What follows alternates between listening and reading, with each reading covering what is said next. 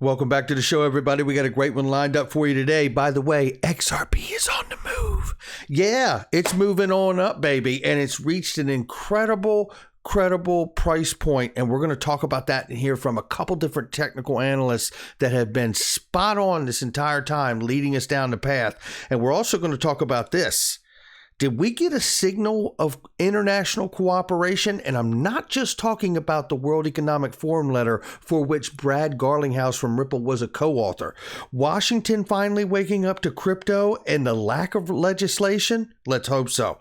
Ripple stacking up its legal team, but at the same time, they're boxing the SEC in a corner. We'll catch you up if you're not aware. And again, XRP price on the move, $4, $6 plus XRP, incoming soon.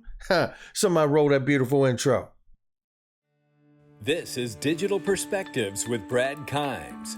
Subscribe for new content notifications. Now, here's Brad Kimes. Come on in. Welcome back to the show, ladies and gentlemen. You can follow me on Twitter at @BackupBradleyAbove and everything that we're talking about here today. And make sure you give us a follow on Twitter as well at @BackupBradley and TikTok at Digital Perspectives. No spaces. Wow, I am tired. But you know what? It's okay, because we got good stuff happening. $2.321 trillion cryptocurrency market cap. Again, almost back to that all-time high. And you know what I say about getting back to that all-time high for the crypto market cap. If we get there before this market really takes off, where are we going to go? New all-time highs, massive new money coming in, and a lot of it, I believe, will be institutional money. So going to have a comment for you at the end of this video for that as well, and you're going to want every bit of it. Bitcoin over 51,000 right now. Ethereum still sitting at 3,900, and Cardano at 285, coming down to XRP at $1.35. This is a key resistance point. We get above this, and we're going to be going to those beautiful places that we hear so much about. Right now, we're up 6.25% on the 24-hour and 20.45% on the 7-day. That is boss right there. Yeah, let's take a look at this. So 134.66 is the price right now. 126.15 is the low end of the XRP price range, and 139.10 is the upper end of the XRP price range as well. Let's get into the news. We got lots to cover here and lots to hear. Belgian digital banking startup from Hall of Famer Michael Seedy allowed customers of application to pay for parking sessions in Antwerp and Brussels with Bitcoin. The option includes 6 other digital assets as Ethereum and Dogecoin. Just very quickly looking at this because I wanted to show when we see practical use case and application for different things, I like to stay on top of that. So it says here, customers who want to take advantage of the new crypto option should purchase Seedy credits via the app. Currently, they can employ 7 different cryptocurrencies, including Bitcoin, Ethereum, Bitcoin Cash, Litecoin, Dogecoin, DAI, and USD Coin. Now, I thought that was cool that they could use USD Coin. Again, speaks to the credibility of Jeremy Allaire and the Circle project with USD Coin, for which Brian Brooks helped work on the USD Coin with Jeremy Allaire when he was a chief legal officer at Coinbase some time ago. And they both cited that that was one of the most important projects of their career. You guys know, if you've been with me for any length of time, I do feel like that the USD coin could become that public-private relationship for that front-facing retail consumer representation of the digital dollar. Doesn't mean we won't have a CBDC wholesale backend either. So keep that in mind. Now, this is interesting to me. Now, we have been following here. This is Gold Telegraph. You should follow them if you're not. The world's largest cryptocurrency exchange, Binance, to halt Singapore products after central bank warning. There we have it. Its headquarters remains a mystery. I mean, this is such a beautiful point here because, look, I love Binance Malta. It was my first platform. I hated it when they made U.S. residents get off of it, and I did, and there's a whole thing there. I can't get into it, but nevertheless, I want the best for CZ. I really do. But this goes to a very long list of many different countries who have acknowledged that Binance does not have the proper licensure to be working with the residents and citizens of these particular countries. Italy, and so on and so on and so on. There's many other countries that have acknowledged that Binance does not have the proper licensing to do what they have been doing for many, many years. A lot of people have cited that Binance was the headquarters, but if they don't have permission, then obviously this is a problem. And this is after a central bank warning. So this is not a parking ticket. This is a big deal. My point to all of this is this. I don't believe what is happening to the world's largest cryptocurrency exchange is mutually exclusive from what we hear from this regulator in the United States. Stay with me for a second here. Let me line this up for you. I think that we need greater investor protection there. And we don't have a federal regime overseeing the crypto exchanges. Stay with me. He's talking about we don't have a federal regime to oversee the crypto exchanges. Gary Gensler firmly believes the SEC could play that role for that. And that's a whole nother topic too. And that's fine. But keep listening for a second, please. So if an investor wants to trade on that Bitcoin, understanding it's highly volatile, highly speculative, but if they want to trade on that we have in place some investor protection. And that's what I was saying, I think, is a gap in our system right now. Okay, so now there's a gap in our system right now. A lot of people right now are saying, Brad, but this was about Singapore. This was not about the U.S. However, but I don't believe this is mutually exclusive either, because the World Economic Forum is proposing, instead of an ineffective ban on cryptos, that in fact the World Economic Forum is suggesting that these concerns should be addressed through international cooperation. Top financial institutions, including the Bank of International Settlements, if you don't know, is like the central bank of central banks. And they're examining the technology for smooth payment settlements across jurisdictions, as well as how to govern and regulate these entities. So my point to this is, for which this document that recently came out, we know, co-authored by Brad Garlinghouse from Ripple, calling for international cooperation. To me, this is a big, big statement, because you get a consistency from the U.S., you get a consistency from the World Economic Forum, and then I believe we see real evidence of going after the different countries, starting with acknowledging that the world's largest crypto exchange does not have a license in all these different countries now that have been listed and cited. Right? I mean, this is how we got Binance US, by the way, right? So I believe all of these things are actually tied together. That's what I believe. That's my speculation. None of this is financial advice in the video, but that is my speculation on that. And at the same time that is happening, a recent New York Times report stated that crypto's move into banking has caused a stir in Washington. Regulators are reportedly scrambling to catch up with the market, which features lending and yield accounts. Oh my, oh my, oh my.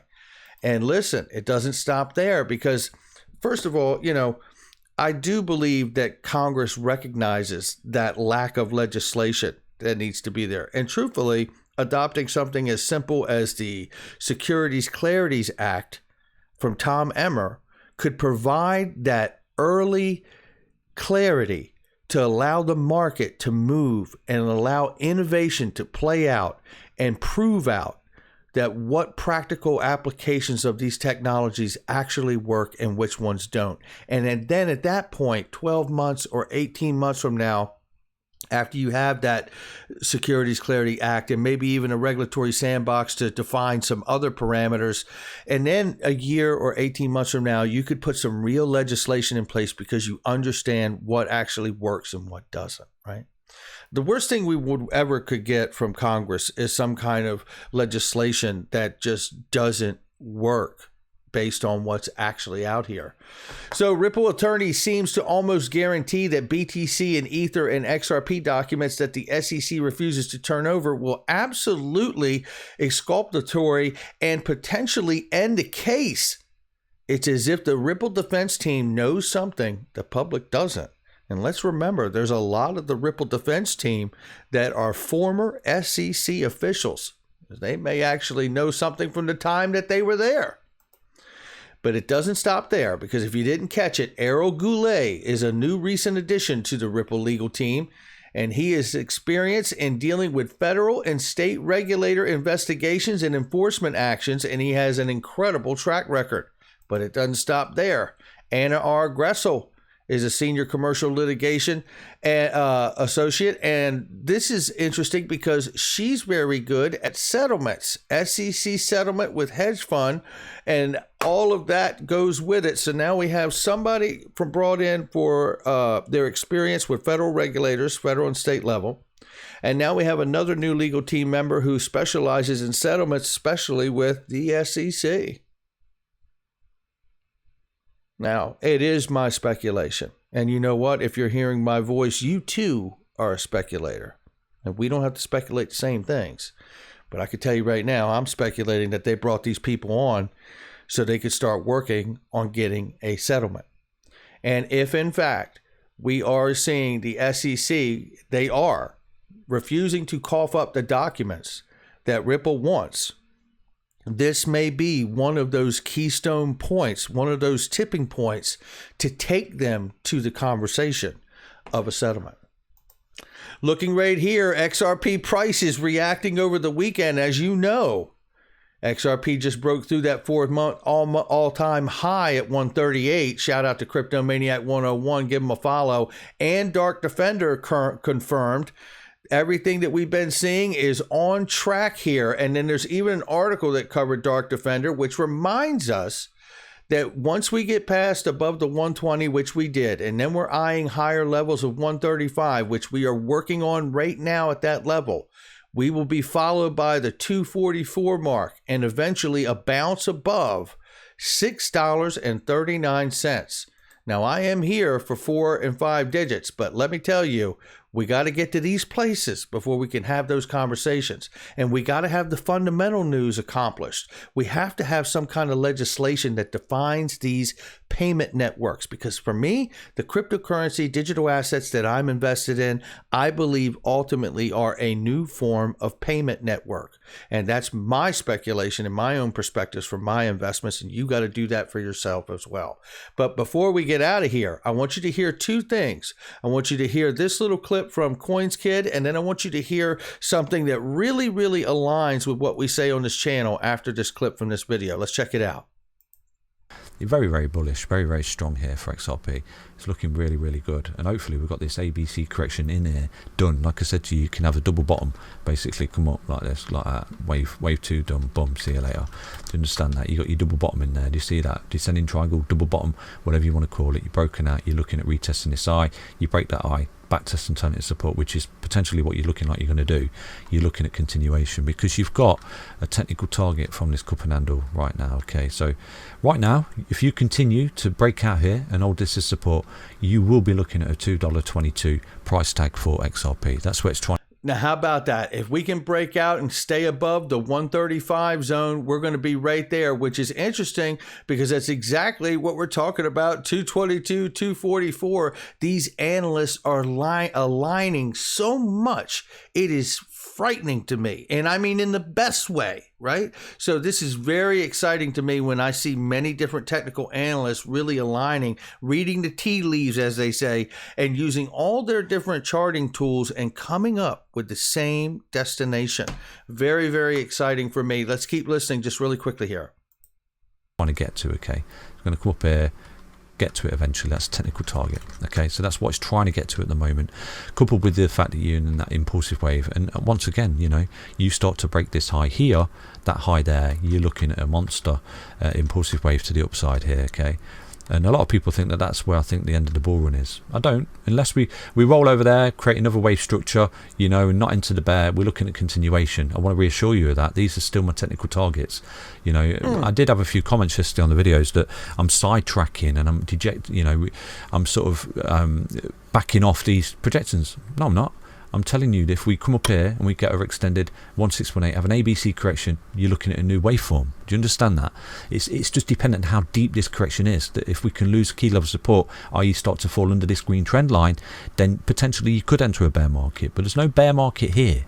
Okay, the ABC correction, get it over and done with, continuation to our price projections. Remember that. Okay, these are my projections until we lose lows, until we roll over. These are still my projections for XRP right here.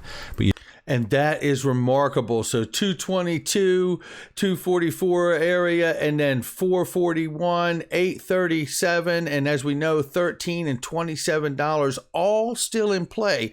But what I'd love is he shows you here, just like you see pullbacks and retesting of support, and then going up and breaking resistance and getting above this 135. If we can and stay above it, then we may come back at some point, get up here and hit our head at the 170, 156, and then come back and retest 135. All of this is an ebb and flow, right? It is happening in wave cycles. It's not very often that it's just parabolic. Obviously, this had that kind of a feel to it, so it's not out of the question either.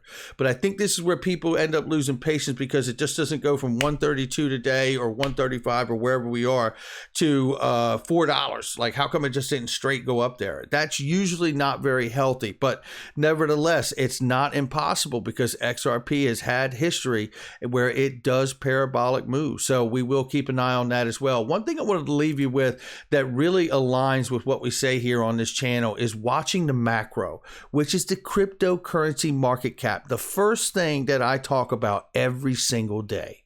And he says here exactly what we talk about. And I love that we're aligning with him, because he's so good at what he does.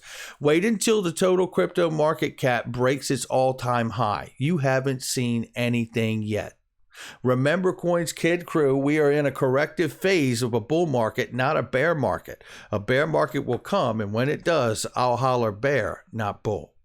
That's going to do it for me and everybody else here. Not financial advice, but make sure you check out all the links in the description box and the comment section. And make sure you hit the like and subscribe, and make sure you share with somebody you know. There are many different links in that description box, and they have specials and deals, 99 cents, 7-day special, Pure VPN. You could click on the many different sales for Ledger Nano, but you got to click the link. I Trust Capital, the only way to buy crypto when it's tax-free, baby. The best offering out there is I Trust Capital. And if you're confused about your taxes, Clinton Donnelly, click the description in the box. That's going to do it for me. I'll catch all of you on the next one.